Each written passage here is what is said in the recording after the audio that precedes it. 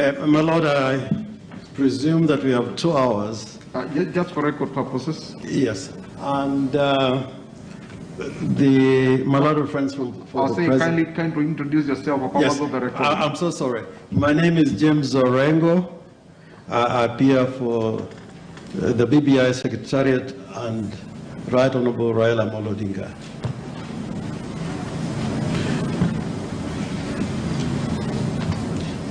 Yes.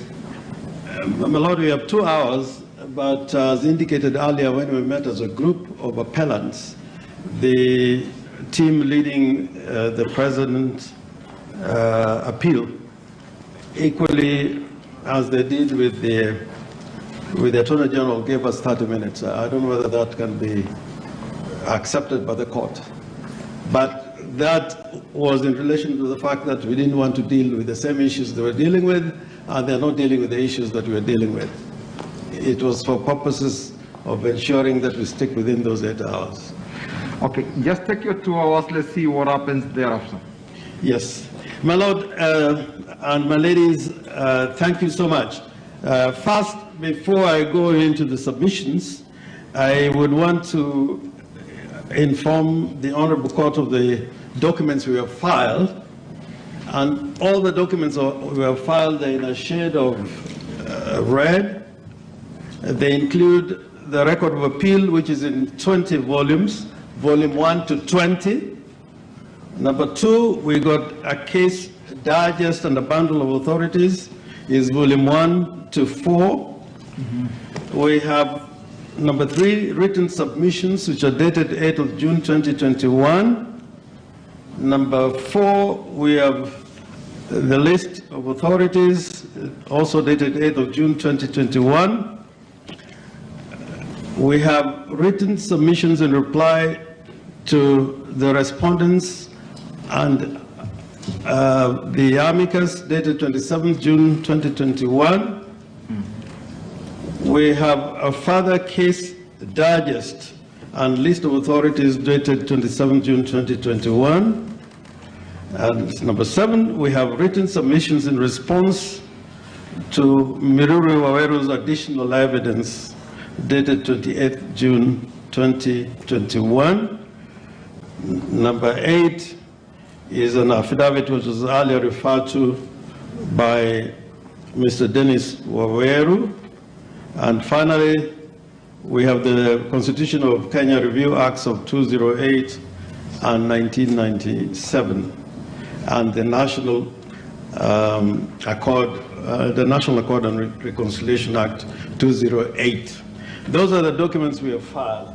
For purposes of presentation of appeal, we have 2 broad categories, and in each category, my lords and my ladies are going to be addressed by 4 from our team. In category 1 of the issues that we are dealing with, it will involve a bit of history, because the court dealt with some element of history and context. And issue number 2 will be the court's approach to interpretation. We think it's an important issue to address the court on. And most importantly is the issue of the basic structure doctrine, which is related to eternity clauses and the unamendability doctrine. These themes are going to be addressed by me and Mr. Paul Mwangi. The second theme, or a list of themes, will deal with the constitutional amendment process by popular initiative, public participation in a constitutional amendment process, and the standard of public participation in a constitutional amendment. Then the commentaries on the Justice and Legal Affairs Committee report, a role of the court in a constitutional amendment process, and finally, justiciability, ripeness, mootness all the petitions as presented before the Superior Court. All these issues together will be addressed by my learned friend, Senior Counsel Otiende Amolo, and Senior Counsel Lucy Kambuni. Now, Your Lordships and your Ladyship, I wanted to start these submissions as a first principle to deal with the Constitution itself, particularly Article 1, Sub-Article 1, because I think this forms the framework under which this Constitution can be interpreted correctly.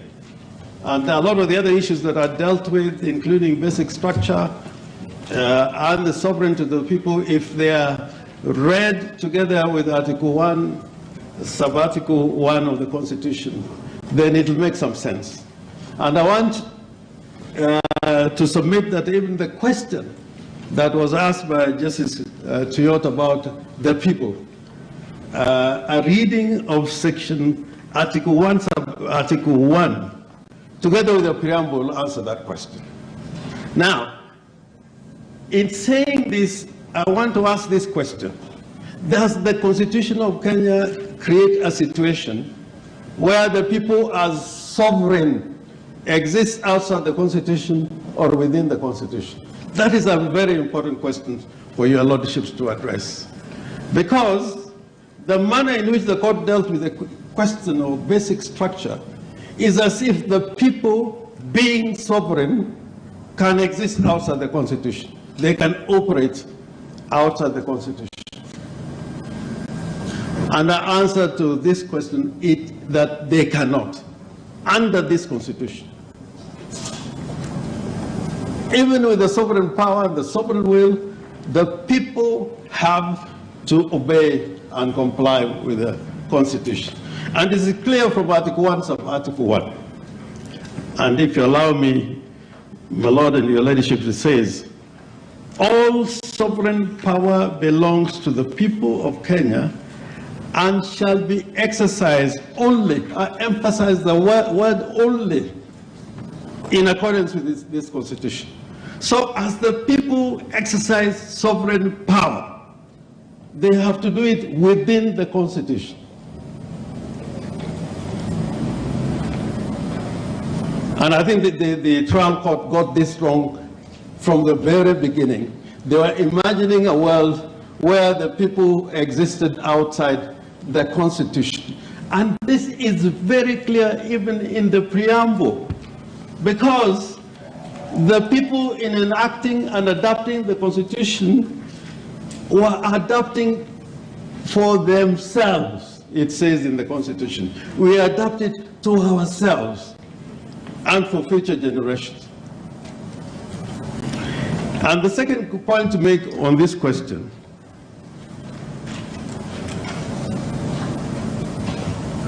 is that this Constitution, Article 2, Sub-Article 1, this Constitution is the supreme law of the Republic and binds all persons. It binds all persons. And no person within may claim or exercise state authority as authorized under this Constitution. What am I trying to say, your Lordships? And if ever the court thought about context and about what the Constitution making was all about, it was to provide a lasting peace and a form of governance that would create a truly democratic and just society that abided by the rule of law. You cannot, by constitutional contrivance, elevate national values, and which include the rule of law, and when it comes to the sovereign, the people, you say that because they are sovereign, then they can have an existence outside the Constitution. That, under this Constitution, it is not possible.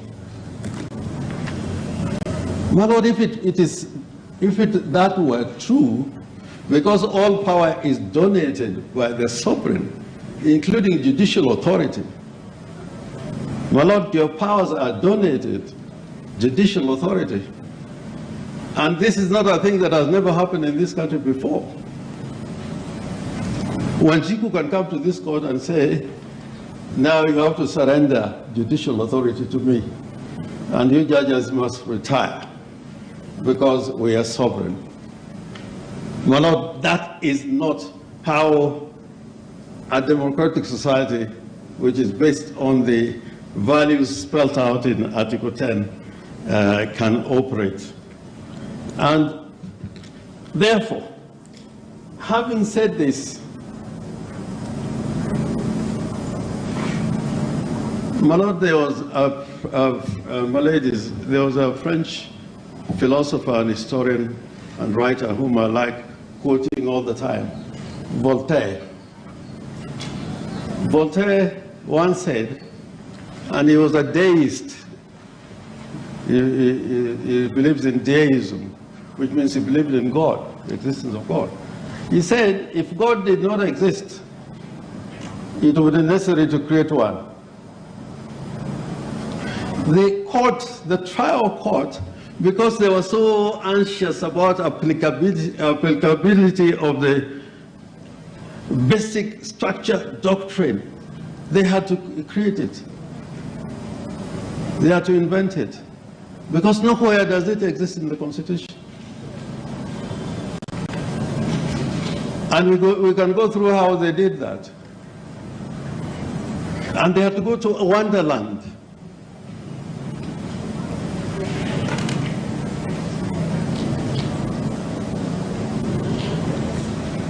My Lord, sometimes you see a movie or a novel which is so compelling,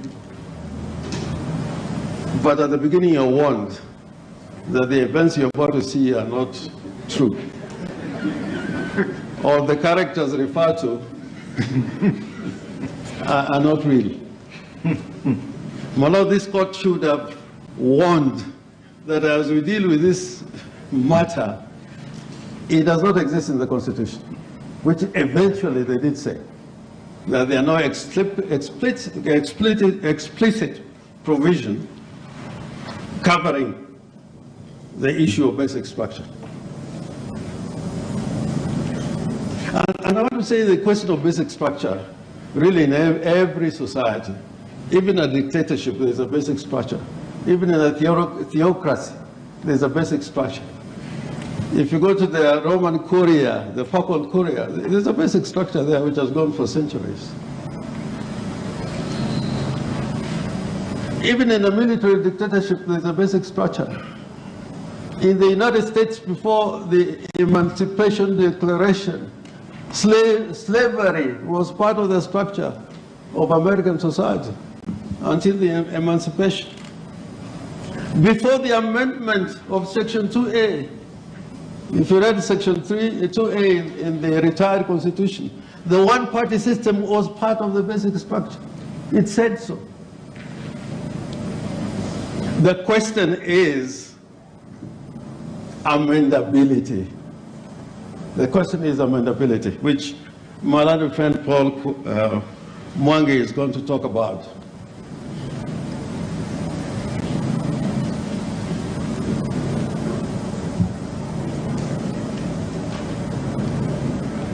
In dealing with this question of basic structure, in order to answer that question, which the judges never did it in any part of the judgment, they decided, and that is in page. My Lord, in answering that question, it's very interesting. If you look from page 141, paragraph 393, they're dealing with the question of the basic structure, doctrine, and its application to Kenya. And they come to the conclusion, if I come to the right page, in order to deal with this question, what guides the court to deal with this question of basic structure. Is it the Constitution? The answer is page 41. Paragraph 41, I'm so sorry, in page 148. We think, I quote, we think that the appropriate response to this question can only be given after one fully understands the history of the making of the Constitution of Kenya 2010. That history provides the appropriate context for answering the transcendental question posed. So, my Lord, they put the Constitution aside and demonstrate that when they're dealing with other questions in relation to the Constitution, they begin with the text. They set out the text. In fact, in order to make this point with some finality,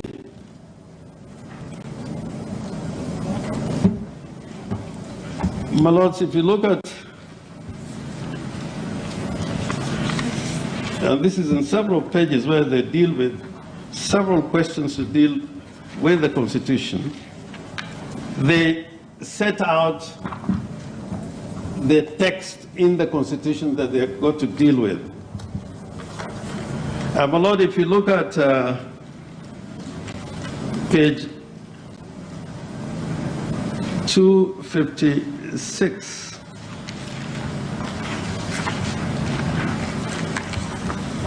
and the subsequent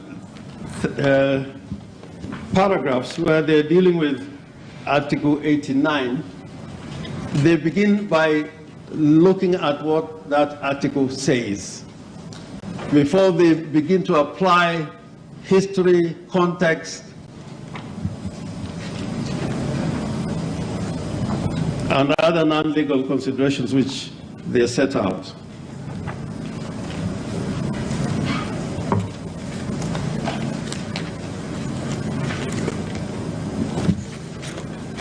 My Lord, again, if I go to page 182, you'd find they are dealing with the subject of the constitutional remit of popular initiative. Again, they said... Mr. Orengo, please help us here. If you could refer to the paragraphs in the judgment as opposed to pages. Okay, I'll refer to the paragraph. I stand guided. From paragraph 475, my lords, you find out they set out the Article 255 to 257 before they begin to examine it. My Lord, on page, paragraph 532, they set out the provisions of Article 143. My Lord, you see what they say at paragraph 533, having set out what is in Article 143. And they begin by saying a plain reading in paragraph 533.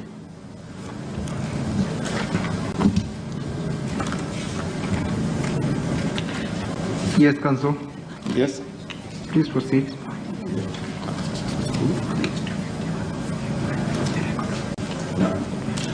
Okay.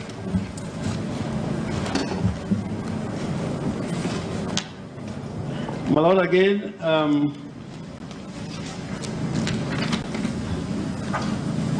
you can see from paragraph 560, they talk about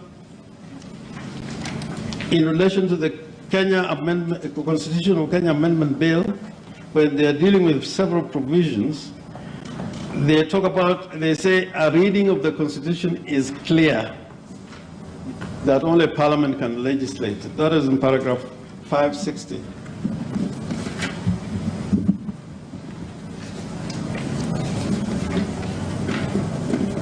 My Lord, again, in paragraphs 581, when they are dealing with the issues in relation to the President,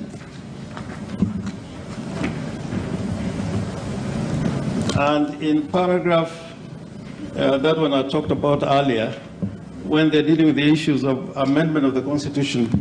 My Lord, you find clearly that the starting point when they're dealing with those other provisions of the Constitution is the constitutional text itself.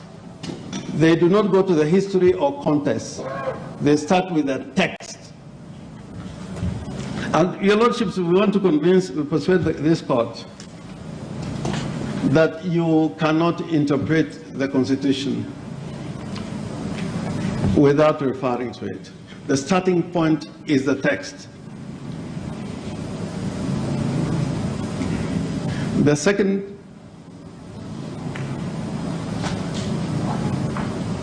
stop is a holistic reading of the Constitution. So you're like my friend Mr. Karori was saying, you read all the provisions of the Constitution together. If that is not clear, then, my Lord, you can go to context, which context is also important. But, my Lord, the point I'm trying to make is that you cannot begin to interpret the Constitution. And when it comes to interpretation, the Constitution constantly talking about in order to construe this Constitution. So you must go to the text and begin with a lexical analysis of what the Constitution is saying.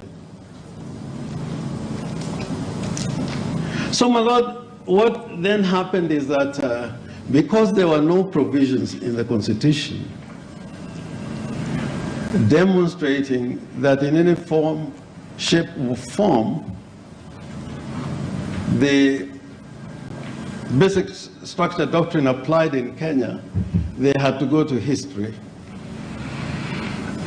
and they had to go to context. And in looking at that history and context, it was skewed because they were very enthusiastic talking about the context between 1963 and 2010 and came up with the conclusion that the Constitution was amended so many times. There was hyper amendability of the Constitution during that period. But what about the important context of the last 10 years? If they were doing an objective analysis of the context of this Constitution vis-a-vis the retired Constitution, what has happened in the last 10 years is also critical. But that was conveniently left out because they were not going to prove that indeed this Constitution 2010 has put a very rigorous process for amendment. In fact, my lords, I want to submit that in order to amend this Constitution, you have more, it's so rigid that unless you can be able to attain all the nearly 10 goalposts, 10 hurdles that you have to go through under 257, you cannot not be able to successfully amend the current Constitution through a popular initiative.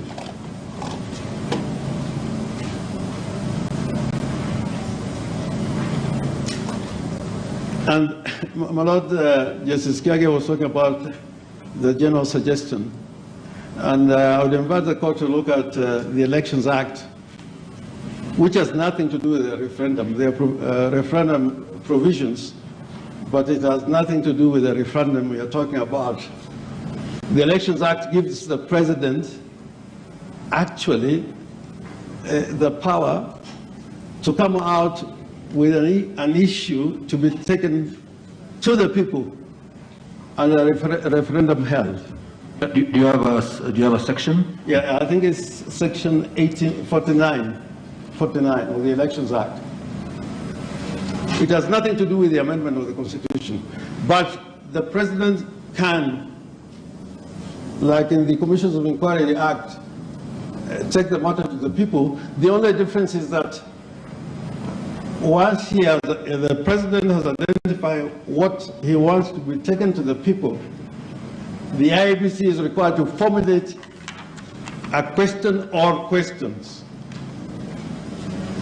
in contradistinction to a draft bill under 257.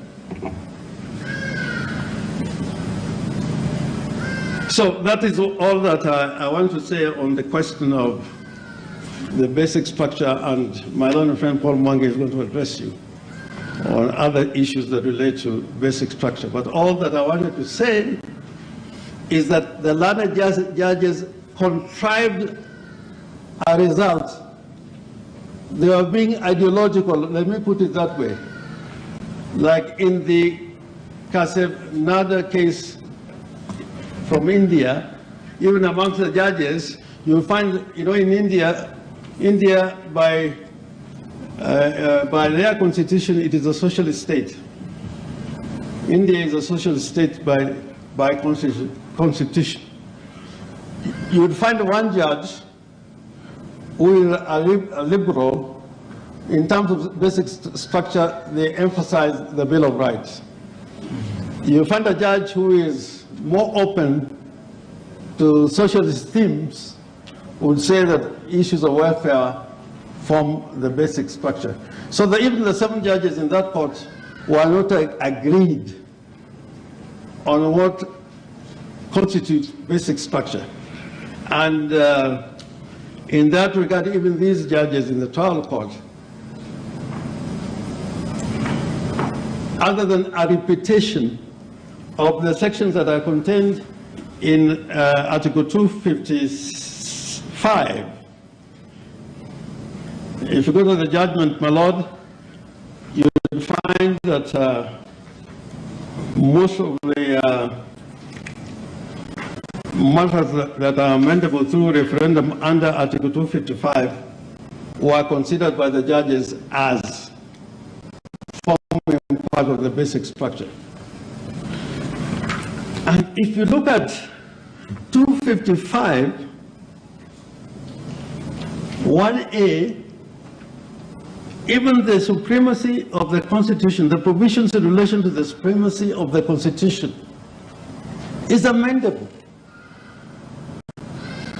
So, Senior Counsel, to get you right on what you're saying and your statement earlier that every society has a basic structure, the question is amendability. Amendability. So do I get you to say that every article in the Constitution is amendable as long as it is done constitutionally? You got it right, my lord. That is your... That's our submission. That's your submission? Yes. Okay. And in these constitutions, there's some kind of hierarchy. The first 6, let me say the first 10 articles of the Constitution are really foundational. They talk about what type of country we aspire to be. They are really found in those first 10 articles. And my lord, if you go under Article 255, sub-Article 1, up to I, including the national values and principles, the Constitution says it's amendable, so long as you follow the procedure. Now, my lord, we want to invite the court. The entire record of the constitution-making process is in the archives in the courts here. 26,000 pages in terms of documents, 16,000 pages of Hansard. I want to confirm to you, and I'm going to refer to the record that we have, the question of having a basic structure never arose during the constitution-making process. Never. And if it arose, that evidence should have been placed before you.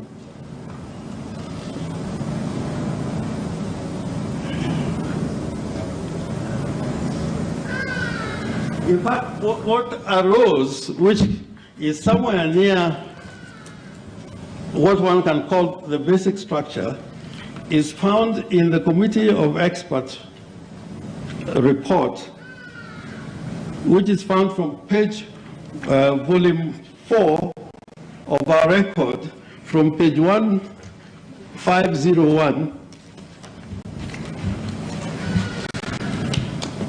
I think it runs to nearly page 1645. My Lord, at page 1539, the only issue that arose that went before the Committee of Experts in terms of having a non-derogable provisions in the Constitution related to the question of torture. It's there in the report. It's there. I would want to be informed if in any of the reports they answered, and the Committee of Experts had many reports, harmonized report, and so on. If in any one of those reports there is any indication that there was an intention to create some provisions which were eternal clauses or which were not amendable, my Lord, you'll find none. Instead, the Committee of Experts identified only 3 issues which were contentious. And those are found in page 1548. And if specifically I can refer to those contentious issues, page 148, chapter 6 of the report of the Committee of Experts. The first one was system of government, the nature of the executive and legislature, devolution, and transitional clauses. That's all that brought contention. And in addressing those 4 issues, it never went to the people. It went to Parliamentary Select Committee. That is borne out by the documents that we have before you and in this report. It went to the Parliamentary Select Committee in Nabasha, the Committee of Experts, and Parliament itself, where there were attempts to amend the draft constitution, the bill that went before Parliament, and none of it succeeded. And this addresses another important point, because we are being told all the time that this document, Constitution 2010, is a product by Wanjiku. My Lord, this Constitution of Kenya 2010 was a political settlement. It was a political settlement.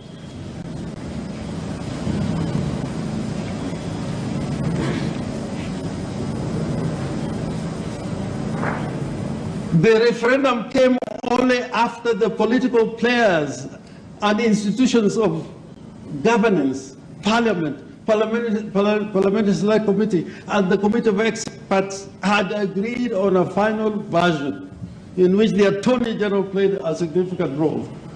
That is the document that went to the people. Because the document that was in Bomas was not agreed upon. And the Constitutional Review Commission Act of 2008, which reignited the constitution-making process, instead of going to the people, it took all these issues to the organs of constitution-making, which included the Committee of Experts, Parliament, and the referendum. So we must disabuse the people who are trying to say that this constitution was necessarily a product directly from the people of Kenya. It was a political settlement.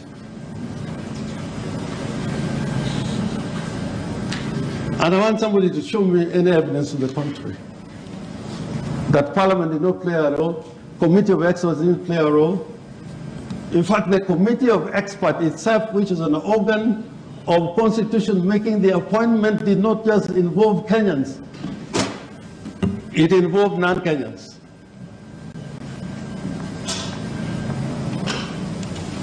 In fact, the road and the path toward constitution making, which required of the president of the day to constitute several committees, including the Waki Committee, the Kridler Committee, all of them had foreign participation.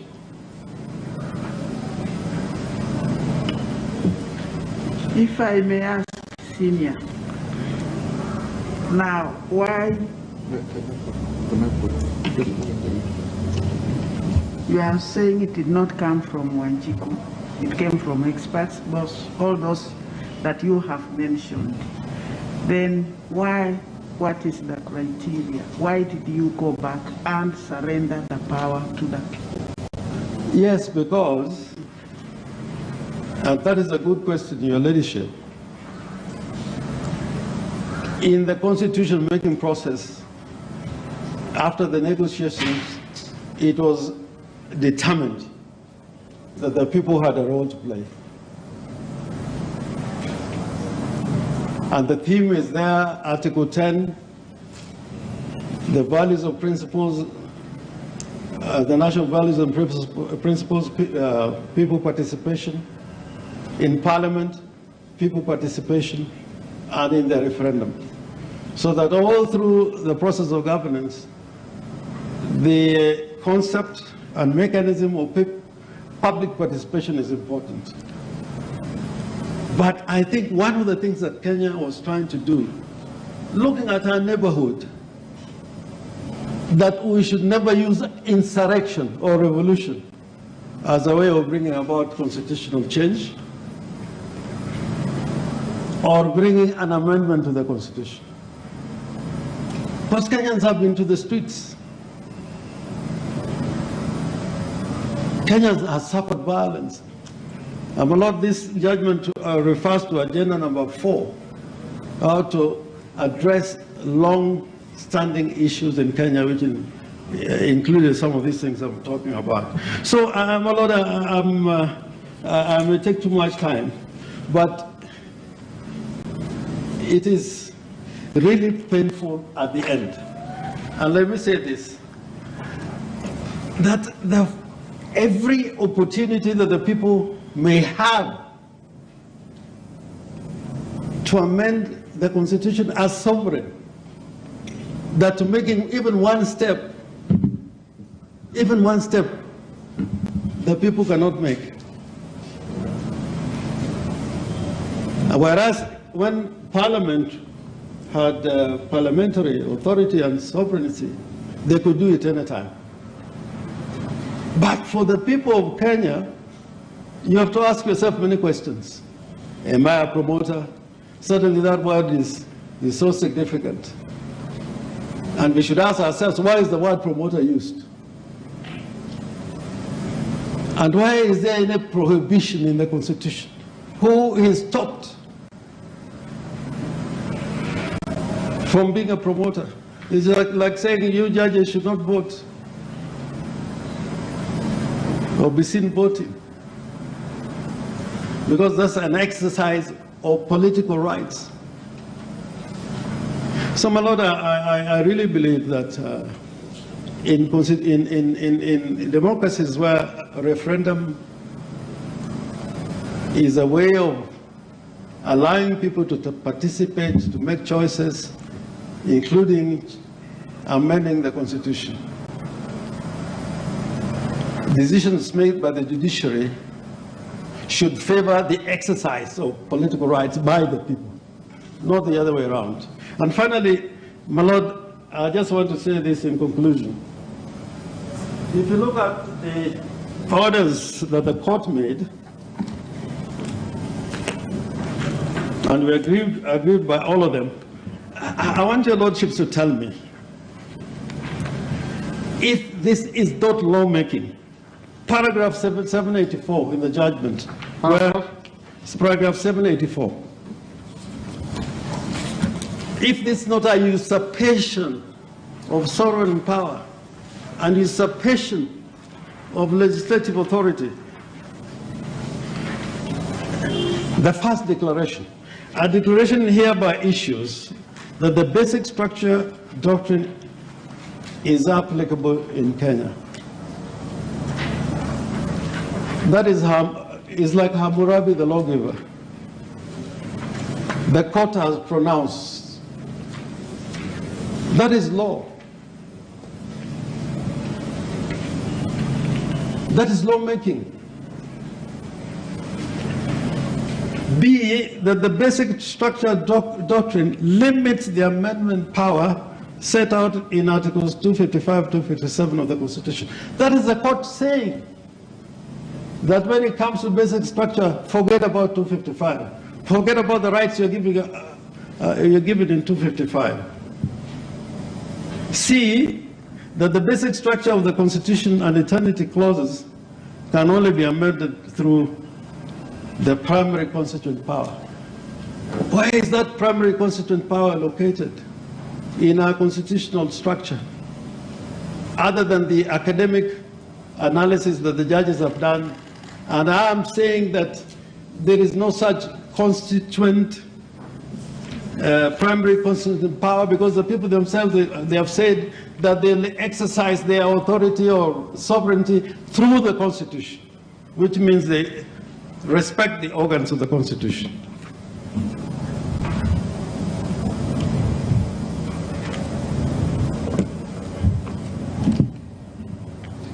And, my Lord, one could go to some of the lawmaking roles that this court took. And I see so many times in the United States of America, when a matter arises, even the Supreme Court, they say, go to the Congress. Go to the Congress. If these limitations are not respected by the court, how would Parliament respect those limitations? And I pray that we live by the true word and spirit of the Constitution, and not begin to put ourselves in a situation where, if I ask some of the very senior lawyers here who have practiced with a long time, and they could have better judgment than people out there, could you tell me, why do you find the eternity clauses in the Constitution of Kenya? We have to come back to you to tell us. And the court says that you have to do it on a case-to-case basis, something like an eternity clause, or basic structure, which is an amendable. That cannot be a matter of intendment. It cannot be a matter of contemplation. It must be in a written constitution. That is the value of a written constitution. So that the Constitution in its application and enforcement is predictable, is certain. So I do pray that you allow this appeal and sit down to my little friend, Mr. Paul. Yes. Senior, I'm just wondering, this the basic structure doctrine and the so-called eternity clauses. I think some scholars think that the term is a bad term, eternity clauses, but I think they agree on the meaning. My question is, how long has it been in the courts? I mean, other than perhaps this may be the second time, it's been perhaps third time. It may have been mentioned in passing in Joya. Yes. But the Indian case was decided almost 50 years ago. Yes. And if you trace it, that thought has been exported to almost every region of the world. So, question is, do you think would you say that the Kenyan, this particular decision is really an outrage of sorts, creating something totally new that has never been seen before? I think it's good judicial literature, very compelling. But in terms of the Constitution that we have, it stands on no pillars. My Lord, I also wanted to say, that, in conclusion, because you have mentioned that this basic structure may be applied universally, I think really it is not. And if you look at where it has been applied in the Asian subcontinent, even looking at the countries themselves, other than India, Pakistan. Pakistan rejected it, actually. Yeah, eventually. Or Bangladesh. Is that the league where we are? And historically, we can understand the meaning, why they would want quickly to jump on an issue like this.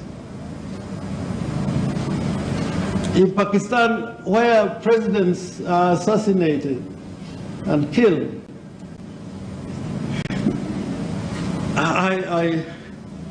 I shiver that we go that direction after so many wars in this country to have a definitive document. And because Justice Kiagi has asked me this, I was going to say it at the beginning, totally unrelated to what you have said. I am a member of FIDA, I don't remember, and I've argued cases for them. So I'll say this with a lot of respect. There's the court's rendition of what they say is history. A lot of times they say, you know, really, what you make of recorded history is not really by the maker or the participants, it's by those who write it. I would invite you in the Bible. There's a lady called Jezebel.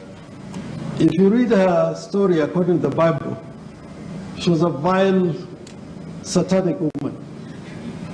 But if you read other accounts of Jezebel, they are very, very good accounts of a strong lady, believed in the religion in Phoenicia, because she was married to an Israeli, a Jew, Ahab. And asked the court also to read about Marie Antoinette. Her story is terrible. But if you read the correspondence between her mother and between the ambassador and her mother, Emperor Theresia, you'll get a completely different picture. So these judges, they gave us a story that if you don't try to go into the real story, you'd think that politicians are evil. They never really had anything to do with this. But the record will bear out that at every stage in constitution making in Kenya, it's only when we came together, including politicians and presidents, that this process went ahead. And without it, it could not happen.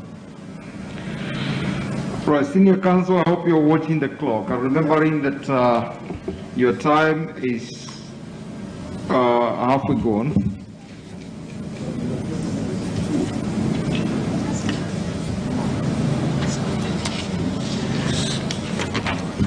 Yes, may it please my lords, my lady.